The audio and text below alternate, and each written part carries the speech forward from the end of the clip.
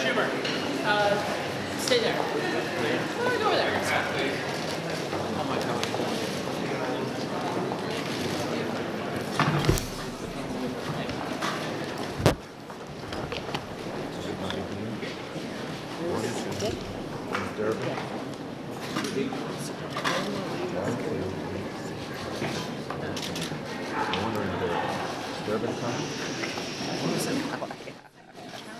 I know it is. No, just he'll get here. He'll come.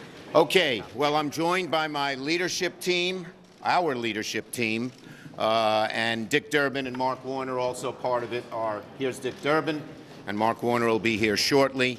First, I want to thank all of my colleagues for the support they have shown me, the confidence they have shown me, but we're really a team. We have worked together as a team for the last 2 years and will continue to do that. I love every member of my caucus. I truly do. They're all great people, different views, different backgrounds, but everyone works hard to see other people's points of view, and that's why we have been able to come together, because of the unity. The unity in our caucus has been our strength, and it will continue stronger than ever in the 116th Congress. When we stood here 2 years ago, we faced a daunting electoral map, the worst in decades.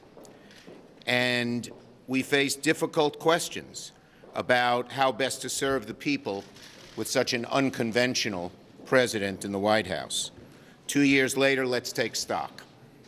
Thanks to the unity of our caucus, we beat back Republican efforts to repeal health care. 30 million people have health care because of this caucus. And the Republican assault on the health care system continues. They continue to pursue their destructive lawsuit to eliminate protections for pre-existing conditions. Costs are made higher and higher. Coverage gets diminished every day because of Republican sabotage. Prescription drugs are out of reach for too many, and the GOP knives are still out for Social Security, Medicare, and Medicaid. Republicans jammed through a biased tax bill that rewarded the wealthy and the powerful special interests. But we Democrats were unified in opposition. We made it clear day after day after day that the Republicans were the party that stands for the rich and for the wealthy special interests. And we were the party on the side of middle-class Americans and those struggling to get there.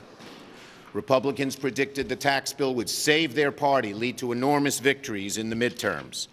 Turns out they were afraid to even talk about it. In almost all of their campaigns, they didn't mention it. That's because it was so unpopular. And I believe there's a sea change. For 30 years, the powerful, wealthy few who have dictated tax policy on the Republican side, cut the taxes of the rich, and that's a great thing for America, that's over. I think our message, our focus, has put a knife through the heart of that argument. You won't see the Republicans doing that very much anymore. What they did do is explode the deficit. As a result, people saw it as selfish, narrowly focused, dangerous, and irresponsible. And so, with the Senate map wildly tilted in Republicans' favor, we're at worst only one seat worse off than we were when we stood here 2 years ago. And if Bill Nelson wins, which I believe he has a very good chance of doing, we'll be even. When all the votes are counted in Florida, we could be just where we started at the beginning of the 115th Congress, with 48 members, even facing the worst map that we've ever had. We were defending 10 seats that Donald Trump won. Much to the surprise of the prognosticators who thought we'd lose a whole bunch of seats, we didn't. But that's the past. Where do Senate Democrats go from here? We're going to be relentlessly focused on the issues that matter to the people. First and foremost, lower health care costs, provide better, stronger coverage. From prescription drugs to premiums, we Democrats are going to continue to press our Republican colleagues for better, more comprehensive health care rather than send costs skyward and help the insurance companies and the pharmaceutical industry. We Democrats believe in a real infrastructure bill with real direct and robust federal investments that will rebuild our crumbling roads and bridges, expand high-speed internet access in rural areas, and put millions, 10 million Americans to work in good-paying jobs, including fields like clean energy along the way. And we need to clean up Washington in a real way. Rather than paying lip service to the idea of draining the swamp, which is all Republicans have done, they paid lip service and made it worse, led by President Trump making it worse. We are going to fight hard to clean this swamp. The Trump administration is the most ethically challenged in history, from the president to his cabinet, and congressional Republicans have backed up that swamp all the way.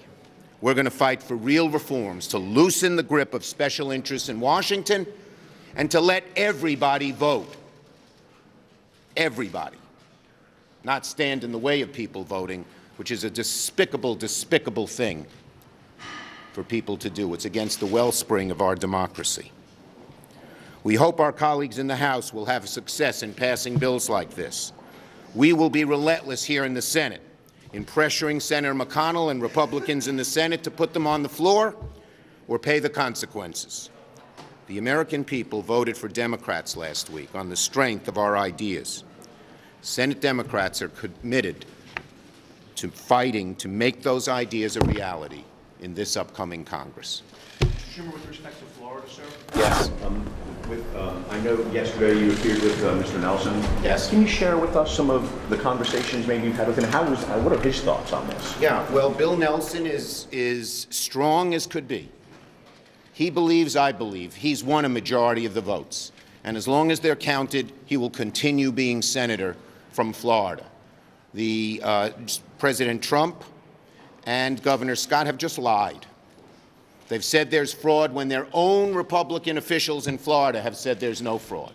They're trying to shut down the election because they're afraid of the consequences if they don't. In other words, a Nelson victory. That's what Bill believes. That's what I believe. Do you feel as if those deadlines should be moved out and they should? Absolutely. Every vote should be counted. Those deadlines, you have to remember, were passed after the presidential election of 2000 because of the need to report to the Electoral College. We in the Senate don't have an Electoral College, and every vote ought to count. It is unconstitutional to say every vote should count in rural counties because they can count quickly, but every vote shouldn't count in the more urban and populated counties because it takes them longer to count the vote. Yes. Do you think we could see a partial government shutdown in December, and what might be the big hang-ups during this? The Republicans are in charge, and if the government shuts down, it's on their back. Now, we want a couple of things. We want to make sure that the acting Attorney General does not interfere with the Mueller investigation, and we believe our Republican colleagues will join us. You'll see on the floor later today a bipartisan unanimous consent statement, unanimous consent request to prevent the acting Attorney General, Whitaker, from interfering. And we believe if President Trump stays out of the appropriations process, we can have a good bipartisan agreement and the government can move smoothly forward. Democrats and Republicans have agreed on 70% of the budget in a way where each side gave, but the government was funded, and many of our priorities, veterans, education, infrastructure, opioid, were funded in a robust way. And as long as Trump doesn't interfere, we can move the government forward. Senator Schumer, are Democrats willing to give more than $1.6 billion for the border wall that the president wants? The Democrats and Republicans came to the $1.6 billion agreement. It is tough security. It is sensors. It is drones. It is roads. It is help at the border in a far more effective way than the wall. And we believe Democrats and Republicans should stick with their agreement and not let President Trump interfere. Every time he interferes, it gets bollocksed up. Yes. Leader Schumer, we've now entered the time period where a number of members of your caucus, including some of the folks standing around you right now, are considering whether they want to run for president. How does that affect the dynamics in your caucus and your leadership strategy? The bottom line is that our caucus is unified. People have re-elections coming up. people may want to run for higher office. It has never stood in the way of our unity. Every time we have needed unity, every one of the people in this caucus, whether they're running for re-election, running for a higher office, have stood with us, and that will continue, I am confident. Thank you, everybody.